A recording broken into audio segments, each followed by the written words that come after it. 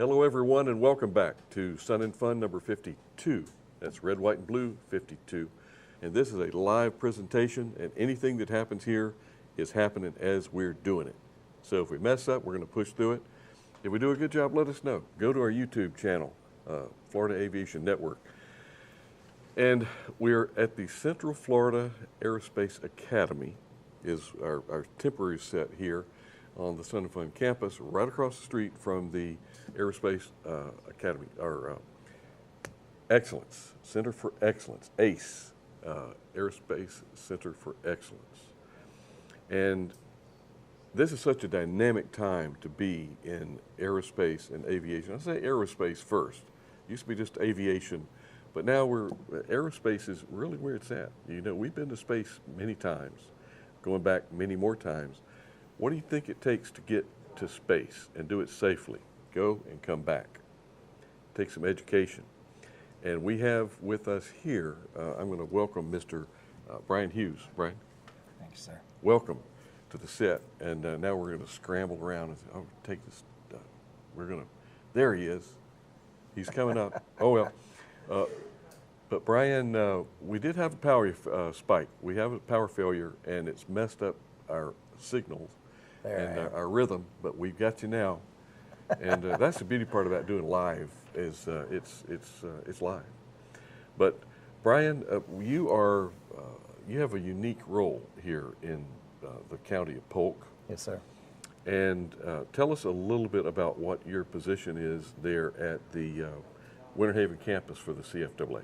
So I'm what they call the head of program. I'm essentially an assistant principal, but I am specifically in charge of the CFAA Winter Haven campus. So because we're separated from our main campus, I'm the administrator in charge over there. Mm-hmm. So it's kind of my world, my domain, and if something's messed up, it's my fault, and if something goes good, it's my fault. Good. So that's kind of what I am.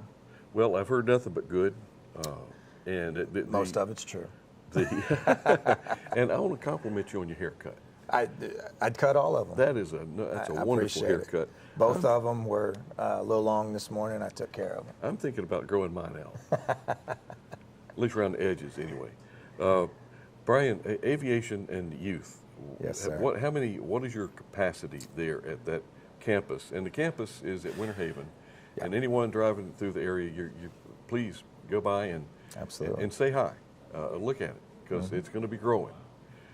What's your capacity there? So our enrollment right now is about 250. Capacity is it's a little harder for me to judge. I would say that we're going to fill it up until we can't fill it up anymore. Capacity-wise for me is as many kids as we can fit in a classroom. We've got some of our afternoon classes that are 45, 47 in a portable. So I just tell my teachers, you're going to deal with it, and we're gonna take every kid that wants to be a part of it. So we have some classes that are smaller enrollment and obviously can take some room, to fill up. So I would say we could easily hold another 100 kids, which would be 350. Wow. Yeah. It might not sound like a lot. Yes, sir. But that's a lot. That's a lot of young people to have that's dedicated for the aviation training, the aerospace training, and it's not just aerospace. You're getting your STEM, all your science, technology, yes, sir. English, math, but we need them really bad because and how about mechanics? Are there any interest in doing maintenance? A lot of interest in maintenance. We don't have a dedicated track for maintenance like our sister campus here, but we do have a ton of kids that come in, and that's what they want to do. They want to work on airplanes. They want to figure out that part. So we tailor as much as what we're able to do to meeting multiple different needs of kids. We throw the engineering in there. We throw the maintenance in there. We have the pilot. We put an emphasis on drones here and things like that. So because we're somewhat limited in tracks, we try to pepper as many different opportunities in as possible so that they know that there are options. Well, Brian, you know what you guys should think about doing is coming up with like an aero club of some sort. Yeah, well, I think we did. Yeah.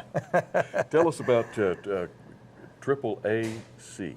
So the Aspiring Aviators Aero Club, that's the AAAC. You know, for us, that is the tangible portion of everything that these kids get to learn in the classroom. You know, there's only so many times you can watch a PowerPoint and listen to somebody talk, especially when you're involved in aviation education.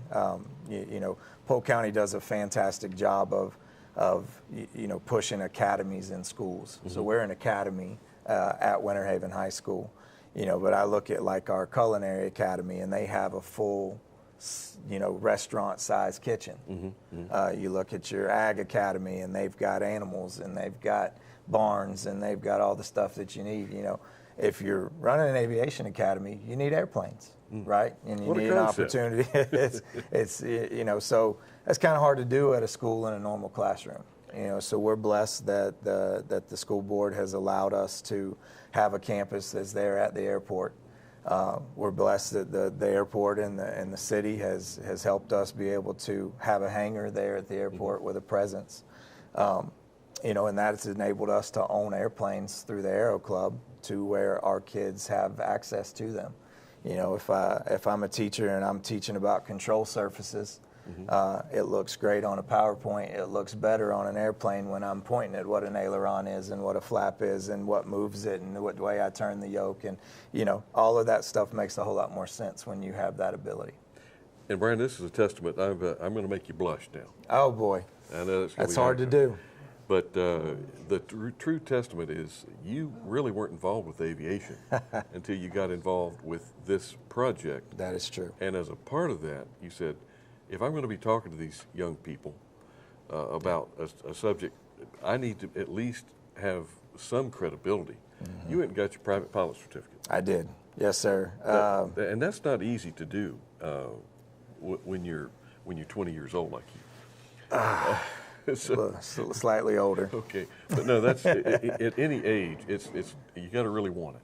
Yes, sir. And absolutely, you wanted it for a reason. But what did you? And this we haven't talked about this, but once you got into it, didn't you really just fall in love with going up in the air? 100%. 100%. It's contagious. It is. It's contagious. It's one of those things that, you know, I got to feel the same thing that we talk to our kids about, you know, the race scholarship, which we push them to try to get, which helps them get their pilot's license. You know, their whole thing, that first big milestone is the solo, you know, and James Ray believed that if you could solo an airplane, you could do anything, right? You know, that first time of I'm in charge of basically my own life, right?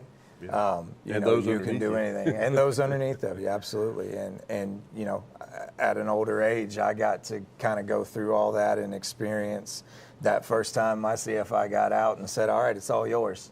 Big airplane, isn't it? That's a big deal, yeah. It's a big moment. It's a big deal. It was a lot of fun.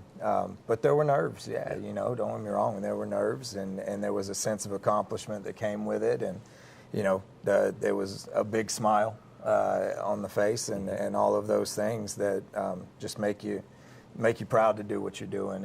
And I don't know that there's enough of that in life that you get to do something that you're super proud of, you know, on a personal level, you know, so that's always cool. Well, and we don't, believe it or not, pilots have developed a kind of a bad reputation of being egotistical. You'll always know who the pilot in the room is, right? Absolutely. They'll tell you. But there's a reason for that. Yes. Because you almost have to be your own hero to be a good professional pilot. Absolutely. And I don't care if you're flying just yourself around or about 300 people behind you. Do it as a professional. Yes, and sir. you guys, I've heard that you guys hammer in standards and standardization.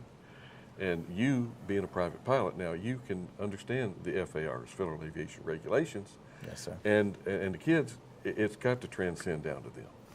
Yeah, you know, safety is everything, especially when you're running a high school program. You know, we say it all the time. It's only going to take one bad day for a kid, and then there's going to be a whole lot of people that don't believe in what we're doing for kids. Inherently this can be dangerous, but there's so many ways to take out the danger that's involved by, like you said, the correct kind of maintenance and the correct kind of standards and the correct kind of culture that you instill in the kids from day one, and that's that's what we start with when we're doing it. And it really is, it's a testament to the industry and the standards that we have, but safety is, the true term safe is free from harm. We could lose a leg off one of these stools and fall down and break a hip. So we're not 100%. Free from harm sitting here. Never. But we can try to do it as safely as possible and mitigate as many opportunities to get hurt as possible. Yes, sir. You have at the club, the term is called a new aircraft assembly. Yeah, that's class. Actually, that's part of our school curriculum, not part of the club. It's one of our pathways that we added this year.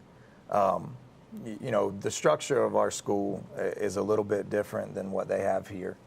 We transport our kids back and forth between Winter Haven High School and our airport campus. So they're only there for a limited period of time. So offering a bunch of different pathways, we don't necessarily have the staff for that. So I'm always trying to be proactive and figure out, how do we make sure that we're exposing our kids to as many of the jobs in aviation that they can be. So I look at engineering, I look at maintenance, I look at assembly, I look at all those types of things, and I said, what could hit, at least a surface level portion at minimum of what those things are. And, we came up with the idea of doing the aviation assembly class to where we could build a kit plane. And these kids it's a box and it's all coming in pieces, right? So even if it's just rivets, they're learning some maintenance. Even if it's just reading plans, these things are diagrams, that's engineering. And then obviously the assembly itself, they're learning the work as a team, and they're learning to problem solve and all the things that come with all of what you need to have a job eventually when you leave our academy. And we're making the most out of what we have available. So I think that was the idea behind the assembly class, and it's been super duper popular. The first year I had 27 kids in the first year of the class, and more of them knocking on the door to get in next year. So aspiring young aviators. Yes, sir. And Brian, the giggly part about this is, and don't take this the wrong way, I'm a mechanic. I like to fix stuff. Yeah. And I think every pilot should be a mechanic. And I think I've heard that from a lot of people. Believe it or not. Yeah. And I think every mechanic should be a pilot. So, and the more that we blend that, I think the stronger our roots are going to be in the industry, and aerospace as well, because we got to have people build spacecraft, and it's got to be perfect. It's got to be the standard, bar none. Not a lot of room for error. No. Yeah. And really, if you stop and think about it, it's what you guys are doing, and Polk said, and best to Fred Hyde for all of his support and his vision. Absolutely, yes, sir. And we want to see this grow. And right now, I know that you're in temporary classrooms. Yes, sir. And if I could look into a crystal ball, I want to see a beautiful building, a structure there, that'll keep people coming to the airport. Yeah, absolutely. Obviously, that's the ultimate dream one day. I take the mantra and the kind of saying that we're going to create success stories regardless of what we're sitting in. And I think we've proved that we've been able to do that. One of the things that we like to brag on ourselves about, we try not to do a whole lot, but our industry certifications this year for our kids, we're at 100% pass rate. Wow. Every single kid that has come through that's taken a test has passed their industry certification. So I'm super proud of that. So where they're sitting and what that classroom looks like is got nothing to do with what goes on inside the classroom and what goes on inside that club and what goes on inside between the teachers and the students and the parents. And you know, obviously a big building is going to be great if it ever happens. If it doesn't, we're going to continue to do what we're doing, and what we're doing is some really good stuff. Well, and I was really impressed. You mentioned that there's some mentors that help create the environment there. Yes, sir. For the young people to really want to be. It's cool, but like you mentioned earlier, Brian, they may not realize that this is a 5-star general or 4-star, 3-star, or what they've accomplished in the industry. Right. But once they start seeing these, I'm going to call them titans of the industry. I want to be like that guy someday. I want to be like that woman someday. Yeah, you should definitely want to. Like I said, we're blessed in so many ways that the people that have surrounded the club and the school and you know, the people that are helping. You know, I think what you're referring to is you know, we have a guy who was a 2-star general in the Air Force, flew F-16s, is on the board for the congressmen that pick the military academy stuff. You know, I mean, that's, if you don't want to know a guy like that, there's something wrong, especially if you're interested in aviation, because that's about as accomplished as you can get, right? And for us, he's a normal guy that's in the hangar all the time. He's a normal guy that's taking a flight with kids on a discovery flight. You know, first ever flight, you get to fly with a general that flew F-16s. How cool is that? But like you said, I don't know that it really ever hits home until you get those hooks in them and they decide that, yeah, this is my career. And it's like, hey, maybe that guy has something that he can help me with. Maybe he's got a piece of advice. Maybe he's got a pathway that's going to work for me. And I can simply just go talk to him. Like, that's pretty cool to be able to do that.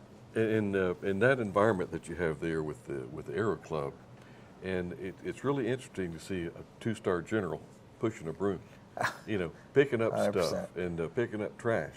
Yeah. And again, we've used the word contagious here before. That catches on, and hopefully the students will see, well, if someone that accomplished is out there doing something so menial, I need to be out there helping him. Yep, or absolutely. her. And it's so important to be able to. I tell people, ask me, Ben, how do I get involved with aviation? I says, when's the last time you've been to an airport? Well, why would I go to an airport? To get involved with aviation. Correct. I mean, you got to be there, and if you see something, pick it up. Yeah. You offer to help. I mean, even if it's sweeping a hangar floor, you're in the hangar. That's a start. Got a foot in the door. Yeah, and I think that's, you know, that's most kids when they drive by an airport, they see a fence and they see barbed wire at the top, and they go, "I'm not allowed to go in there." It couldn't be further from the truth. And you know what our program and our Aero Club and you know what we're doing is we open that gate and figure out a way to get them through, and then they would get on the other side of the gate, and it's like, oh, I can be in here, and there are people like me in here, and there are people that want to help me in here. And you know, that's why what we've done has worked so well. It drives my wife crazy when I'm at an airport now. I call them fence hangers. You know, you got the kids that are sitting there hanging on the fence. Yep. I'll go out of my way to get, hey, you want to come in? Come on in. You want to take a look at an airplane? Absolutely. And can we really? Yeah. I thought we had to have special permission. It's just, you got special You got permission. special permission, right? I got a key, and you can come in. Absolutely. And I got an airplane you can sit in, and if you want to go fly, let's go fly. And it's one of those. And you guys at your Aero Club, you got a 152, you got a 7AC, an Yes, older sir. champ, Older champ, yeah. and you got a J3. We have a J3, yeah. So the 152 is a beautiful airplane that we were lucky enough to be able to purchase from the AOPA. Gorgeous airplane. You know, we were Jamie able to. Beckett didn't have anything to do with that, did he? Maybe a little bit. Okay. Maybe something. That's a plug for Jamie. Thanks, Jamie. That's a plug for Jamie. Yeah. You know, it was his airplane that he had there, and we were just blessed that it happened to be at Winter Haven. And when they decided to sell it, I said, well, you know, maybe you sell it to us, and there won't be a ferry fee, right? We'll just taxi it over. And it worked out, and we were able to raise money to do that. And you know, we got the Champ as a donation from another club, and we've been able to finally get that thing airworthy, and now the Cub is it's probably 4 or 5 months away from being done. Some of the stuff that we were waiting on with the engine is finally in. So there's some engine assembly, but there's skin going on it, and there's you know, it's really, really close. Well, Brian, I encourage anyone that's watching this, please go to Polk County Schools. Yes. And John Gully would have been here with us. He had something going on. He couldn't join us, but get involved. The resources are there. The knowledge is there. Absolutely. Brian, thank you so much for your time. Thank you, Ben. Appreciate you. And we'll see you on another interview coming up from Sun and Fun 52. Take care.